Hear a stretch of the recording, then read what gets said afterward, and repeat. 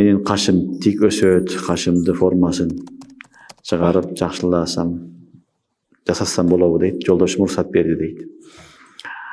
Эгерде баягындай аябай жаман көрүнүш болсо, ошондо гана болот. Көп сурай берет да, бул тагири халкилла деген маселе бар. Эмне үчүн суралат? Каш, көз, неге суралат? Билип алгыла. Тагири халкилла деген Алла жараткан нерсени өзгөрткөнгө болбойт. Алла субханала ва таала ар кимге өзүнчө бир келбет берген, суруулук берген. Аны бирөөгө окшойм мен, бирөөдү дуурап ушундай кылам деген уруксат берилбейт. Жакшы эле адам, кашы бар эле адам кашыны кесип же муну жоготуп анан башка бирдекелер сызып алган, бул акмакчылык. Бул кашты Алла Тааладан бир неамат менен жараткан. Ушул каш көз сактайт. Ошол чаңдан, башка нерселерден, териден бүт баарын сактаган ушул каш болот.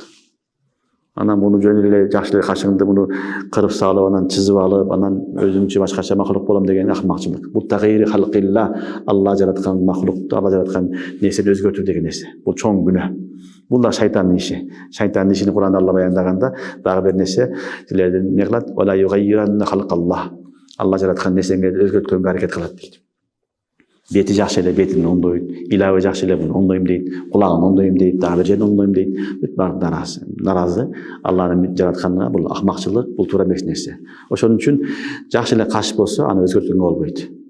Тура берсин. Эгер зыян алып келип алса, өтө эле бир куник, жаман көрүнүш болуп калса, табыптардын, доктурлардын кеңеши менен бир аз аны оңдоп койсо, шарият уруксат берет. Анан жакшы эле нерсени өзгөрткөнгө болбойт.